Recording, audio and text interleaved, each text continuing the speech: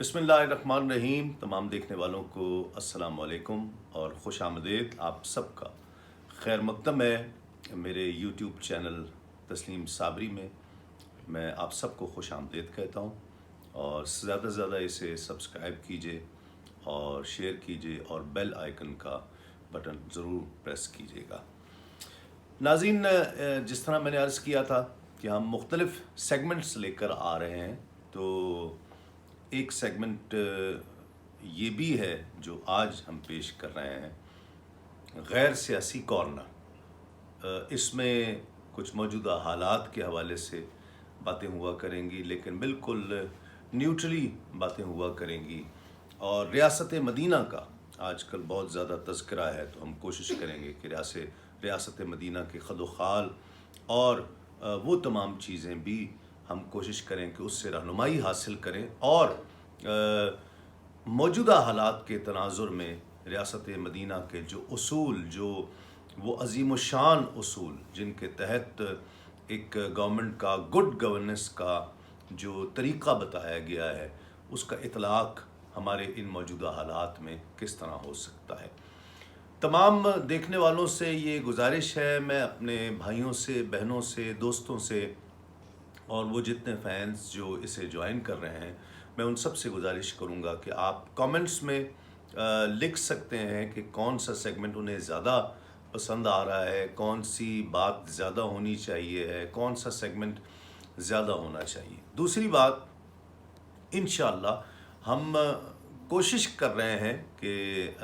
हफ्तावार एक दिन मुकर्रर किया जाए और उसका प्रॉपर टाइम हो जिस पर यूट्यूब पर लाइव हों और उसमें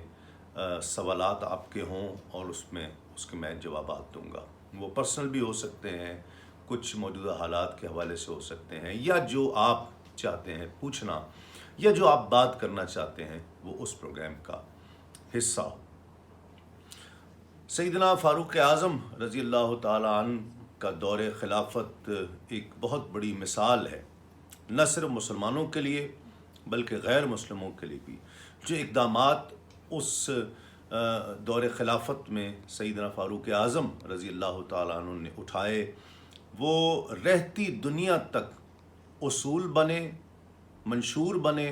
दस्तूर बने। और इतने बड़े आदमी, इतने बड़े और इतने मजबूत, यानी उनकी खुदा खौफी का आलम ये था और अल्लाह रब्बुल इज़्ज़त के कुर्ब का आलम ये था कि ये बड़ी मशहूर बात है कि जब दरियाए नील हर साल जो बहता है हर साल खुश्क हो जाया करता, तो जब तक ये वहाँ पर खिलाफत नहीं थी मुसलमानों की, गैर मुस्लिमों की हुकूमत थी, तो वहाँ दरियाए नील जब खुश्क हो जाता था तो एक ख़ूबसूरत लड़की जो कुंवारी हो उसकी भेंट चढ़ाई जाती थी, उसे मन्नत के तौर पर पेश किया जाता था और उसे दरिया बुर्द कर दिया जाता था, ज़िंदा दरिया में फेंक दिया जाता था और उसके बाद वो दरिया चलना शुरू हो जाता था। तो जब मुसलमानों की हुकूमत आई दौरे खिलाफत फ़ारूक आज़म में, तो मिस्र में गवर्नर हज़रत अमर बिन आस रज़ी अल्लाह ताला अन्हु को गवर्नर मिस्र बनाया गया और साल बाद वो उसी तरह से दरियाए नील खुश्क हुआ। तो लोगों ने बताया, हज़रत अमर बिन आस ने पूछा कि ये क्या सिलसिला दरिया खुश्क हो गया। उन्होंने कहा जी हर साल इसी तरह से खुश्क हो जाता है और हम एक ख़ूबसूरत नौजवान कुंवारी लड़की की भेंट चढ़ाया करते हैं, उसे दरिया बुर्द करते हैं, तो वो दरिया जो है फिर वो जारी हो जाता है, उसमें पानी आ जाता है। हज़रत अमर बिन आस रज़ी अल्लाह ताला अन्हु बहुत हैरान हुए और कहा कि ये तो इस्लाम के उसूलों के सख्त ख़िलाफ़ है, इस्लाम इन चीज़ों की इजाज़त नहीं देता है, ये इस तरह भेंट चढ़ाना, और ये तो नाहक कत्ल किए गए हैं इतने। हज़रत अमर बिन आस रज़ी अल्लाह ताला अन्हु ने हज़रत उमर फ़ारूक रज़ी अल्लाह ताला अन्हु को ख़त लिखा और उसमें ये सारा माजरा सुनाया कि इस साल भी दरियाए नील खुश्क हो गया है और हर साल खुश्क होता है, और यहाँ के लोग जो रहने वाले हैं वो ये बताते हैं कि हम इस तरह से एक कुंवारी लड़की की भेंट चढ़ाया करते हैं। जब हज़रत फ़ारूक आज़म तक ये ख़त पहुँचा तो उन्हें बहुत शदीद दुख हुआ। फ़ारूक आज़म ने उसी वक्त एक ख़त तहरीर फरमाया جس کا کم و بیش متن یہ تھا کہ میں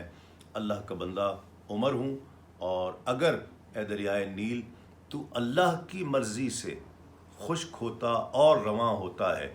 تو ہم اللہ سے دعا کرتے ہیں کہ تو رواں ہو جائے، اور اگر تو اپنی مرضی سے رواں ہوتا ہے، تیری روانی یہ تیری مرضی پر منحصر ہے، تو ہمیں تیرے پانی کی اور تیری روانی کی کوئی ضرورت نہیں ہے۔ اور وہ خط انہوں نے حضرت عمرو بن عاص کو بھیجا۔ حضرت عمرو بن عاص رضی اللہ تعالیٰ عنہ نے یہ خط اسی طرح دریائے نیل میں پھینک دیا، اور کہتے ہیں کہ کئی گنا پانی، اتنا دریائے نیل میں کبھی بھی پانی اور روانی اس طرح کی نہیں آئی تھی، اور کبھی بھی پھر خشک نہیں ہوا۔ تو یعنی یہ عالم تھا سیدنا فاروق اعظم رضی اللہ تعالیٰ عنہ کے قرب خداوندی کا، اور جو اللہ رب العزت نے انہیں اختیارات عطا فرمائے تھے، اور جو ان کا بلیف تھا، جو ان کا اللہ پر توکل اور یقین تھا، اس کا عالم یہ ہے۔ لیکن ان کا طرز حکومت جس کی ہم آج بات کرنا چاہ رہے ہیں، کہ ایک واقعہ ہمیں ملتا ہے کہ سیدنا فاروق اعظم رضی اللہ تعالیٰ عنہ لوگوں سے معلومات کرنے کے لیے، ان کے حالات جاننے کے لیے گشت کیا کرتے تھے۔ تو ایک دن ایک بڑھیا کے پاس سیدنا فاروق اعظم پوچھے، اسے سلام کیا، کہا اماں جی آپ کا کیا حال ہے؟ انہوں نے کہا جی ٹھیک ہوں۔ فرمایا عمر کے بارے میں آپ کیا رائے رکھتی ہیں؟ تو وہ عورت غصے ہو گئی، اس نے کہا کہ اللہ رب العزت عمر کا برا کرے۔ انہوں نے کہا جی عمر کا ایسا کیا قصور ہے، آپ کیا مطلب یہ کیا آپ بات کریں؟ تو اس عورت نے کہا کہ اس نے آج تک نہ مجھے کبھی پوچھا ہے کہ میں کس حال میں جی رہی ہوں، اور نہ میری کبھی ضرورتوں کا اسے پتہ چلا ہے، نہ میری ضرورتوں کا اس نے کوئی احساس کیا ہے، اسے پتہ ہونا چاہیے۔ تو فاروق اعظم رضی اللہ تعالیٰ نے، اور نہ اس نے مجھے کچھ دیا ہے آج تک۔ تو فاروق اعظم رضی اللہ تعالیٰ نے پوچھا کہ اماں جی عمر کو کیسے پتہ چلے گا کہ آپ اتنی پریشان حالی میں زندگی گزار رہی ہیں، انہیں کیسے پتہ چلے گا؟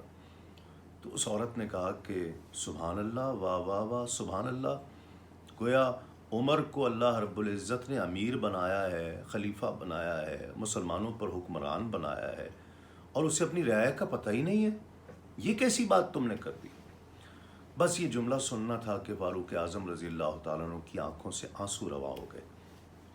اور دل ہی دل میں اپنے آپ سے کہا کہ عمر تجھ سے زیادہ عقل مند اور دانا تو یہ عورت ہے جو یہ جانتی ہے کہ حکمران کو رعایا کے حالات کا پتہ ہونا چاہیے، رعایا کس حال میں زندگی گزار رہی ہے، کس حال میں جی رہی ہے، حکمران کو پتہ ہونا چاہیے۔ فاروق اعظم کو بہت دکھ ہوا، آنسو بہنے لگے۔ فاروق اعظم رضی اللہ تعالیٰ عنہ فرماتے ہیں کہ اماں جی ایک کام کر سکتی ہو آپ میرا، کہ عمر کے دور خلافت سے آپ کو آج تک جتنی تکلیف پہنچی ہے وہ تکلیف تم مجھے بیچ دو، کتنے میں بیچو گی؟ میں اتنے پیسے دینے کے لیے تیار ہوں، میں عمر کو بچانا چاہتا ہوں۔ وہ بڑھیا بڑی پریشان ہوئی کہ یہ کیسی بات کر رہے ہو، تم مجھ سے مذاق کر رہے ہو؟ تو فاروق اعظم نے فرمایا کہ میں مذاق نہیں کر رہا، میں عمر کو بچانا چاہتا ہوں تاکہ آپ قیامت کے دن عمر کی شکایت نہ لگائیں۔ آپ یہ کون عمر کہہ رہا ہے، یہ کون عمر کہہ رہا ہے کہ جس کے جنتی ہونے کی بشارت سرکار دو عالم صلی اللہ علیہ وآلہ وسلم نے دی ہے؟ گویا آپ کے پروانہ جنت پر مہر تصدیق حضور نبی پاک صلی اللہ علیہ وآلہ وسلم نے ثبت فرمائی ہے۔ وہ فاروق اعظم، ان کی قلبی کیفیت کس طرح ہو گئی، ایک حکمران کی کیفیت کس طرح ہونی چاہیے۔ فاروق اعظم نے فرمایا کہ میں مذاق نہیں کر رہا ہوں، آپ مجھے بیچ دو، جو بھی تکلیفیں تمہیں عمر سے پہنچی ہیں، اور میں عمر تک تمہارا پیغام پہنچاؤں گا کہ تمہیں آئندہ کوئی تکلیف نہ ہو، لیکن آج تک جتنی تکلیفیں ہوئی ہیں تم عمر کو بیچ دو، تم مجھے بیچ دو، میں عمر کو بچانا چاہتا ہوں، اور عمر سے اپنا گلہ اور شکوہ ختم کر دو، یہ پیسے لے لو۔ اس نے کہا ٹھیک ہے، 25 دینار تم مجھے دے دو، میں عمر کو معاف کر دوں گی اور میں اس کے لیے دعا کروں گی۔ ابھی اتنی بات ہوئی تھی تو مولا کائنات حضرت علی کرم اللہ وجہ الکریم تشریف لے آئے، حضرت عبداللہ بن مسعود رضی اللہ تعالیٰ عنہ تشریف لے آئے، اور یہ باتیں جیسے ہی انہوں نے کہا کہ یا امیر المومنین آپ یہاں پر، وہ عورت سمجھ گئی کہ یہ تو عمر خود ہیں بڑا پشیمان ہوئی کہ میں عمر کے بارے میں ایسا کیا کہہ رہی تھی۔ بہرحال فاروق اعظم نے اپنی جیب سے اپنے پیسوں سے 25 دینار اس عورت کو دیے اور وہاں سے چلے گئے۔ یہ انداز ہے ریاست مدینہ کا، یہ انداز حکمرانی ہے ریاست مدینہ کی۔ ہم آج یقیناً بات کر بھی رہے ہیں اور سن بھی رہے ہیں، اور اللہ کریم ہماری حکومت کو کامیابی عطا فرمائے اس میں، لیکن کیا انداز اپنانا پڑے گا، کیا طریقہ اپنانا پڑے گا، ایک ایک فرد کس طرح سے زندگی گزار رہا ہے، یہ تمام معلومات حکمرانوں کو رکھنی پڑیں گی۔ اگر ریاست مدینہ کے وہ اصول ایک دستور اور منشور کی طرح ہمارے ملک میں رائج ہو جاتے ہیں، ہم نے تو مذاق بنا لیا ہے ریاست مدینہ کو، ہر شخص اس پر طبع آزمائی کر رہا ہے، ہر شخص اس پر بات کر رہا ہے، ہم نے تو اسے مذاق سمجھ لیا ہے۔ ورنہ ریاست مدینہ کے اگر اصول دستور کی حیثیت سے اور منشور کی حیثیت سے رائج ہو جاتے ہیں تو اس کے وہ خد و خال، اس کے چند نکات جو دستور اور منشور کی طرح پوری دنیا میں کامیاب ممالک نے، جو کامیاب ریاستیں ہیں، انہوں نے جو اپنائے ہیں، وہ آج کس قدر ترقی کر گئے ہیں یہ ہم تصور بھی نہیں کر سکتے ہیں۔ اور وہ تمام چیزیں ریاست مدینہ، یہ جو آپ کے جو جوڈیشری کا سسٹم ہے کہ ججز کی تنخواہ کتنی ہونی چاہیے، آپ کے پولیس کا نظام، یعنی کیا کیا وہ چیزیں ہیں جو سیدنا فاروق اعظم رضی اللہ تعالیٰ عنہ نے جو سسٹم بنائے ہیں، جو دستور بنائے ہیں، جو اصول وضع کیے ہیں، اگر وہ اصول ہماری زندگیوں میں، ہماری طرز حکمرانی میں رائج ہو جاتے ہیں تو میں سمجھتا ہوں کہ اس سے اچھی بات اور کوئی نہیں ہو سکتی ہے۔ ہمیں بھی اپنے طور پر کردار ادا کرنا ہے، ایک پاکستانی کی حیثیت سے، ایک مسلمان کی حیثیت سے، کہ ہم اس ملک کے رہنے والے لوگ ہیں، ہم کیا انداز اپنا سکتے ہیں، ہم کس طرح سے۔ ورنہ میں تو سمجھتا ہوں کہ اگر کوئی حکومت کر رہا ہے، یہ بڑی جرأت اور ہمت کی بات ہے۔ کوئی بھی شخص کتنے لاکھوں کروڑوں لوگوں کی ذمہ داری اپنے اوپر لینا، فاروق اعظم جیسے مستند جنتی آدمی جن کے لیے سرکار نے فرما دیا جنتی ہیں، عشرہ مبشرہ میں جن کا شمار ہوتا ہے، وہ شخصیت کس طرح سے خوف زدہ ہو رہی ہے کہ میری حکمرانی میں، رعایا میں سے کسی بھی شخص کو کوئی تکلیف نہ ہو، کہیں قیامت کے دن مجھ سے پوچھا جائے گا۔ یعنی وہ شخص کہ جس کے جنتی ہونے پر تاجدار مدینہ سند عطا فرما رہے ہوں، وہ اس کی پریشانی کا عالم یہ ہے۔ تو اگر ہمیں کوئی، مجھ جیسے شخص کو، مجھے بہت سے لوگوں نے کہا کہ تسلیم بھائی آپ کی اتنی نیک نامی ہے اور آپ کی عزت لوگوں کے دلوں میں ہے، تو کیسے کیسے لوگوں نے این جی اوز سٹارٹ کر لی ہیں، آپ بھی کوئی این جی او سٹارٹ کریں، کچھ ایسا ویلفیئر ادارہ سٹارٹ کریں کہ آپ پوری دنیا میں جاتے بھی ہیں تو مختلف جگہوں سے آپ ڈونیشنز اکٹھے کریں اور غریبوں کے لیے، مسکینوں کے لیے، تعلیم کے لیے، صحت کے لیے کوئی ایک ایسا شعبہ ضرور آپ رکھیں کہ جس میں آپ کام کریں۔ آپ یقین مانیے میں ڈرتا ہوں، میں خوف زدہ ہو جاتا ہوں کہ میں غریبوں مسکینوں کے نام پر جا کے پیسے لے آؤں اور مجھے اس کی حفاظت کی توفیق نہ ملے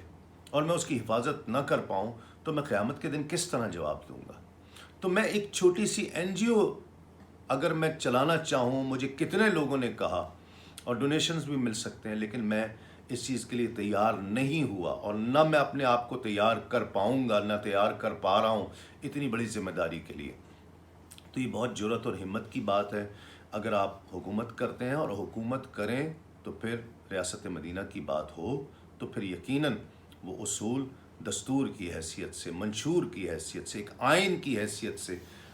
اس پر عمل درآمد ہونا چاہیے۔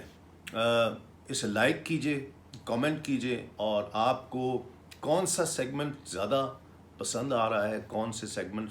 زیادہ ہونے چاہیے، یہ ضرور کامنٹ میں لکھیے گا اور زیادہ سے زیادہ اسے سبسکرائب کیجیے۔ انشاءاللہ آپ سے ایک اور ویڈیو کے ساتھ ملاقات ہوگی، تب تک کے لیے تسلیم احمد صابری کو اجازت دیجیے۔ السلام علیکم، تسلیمات۔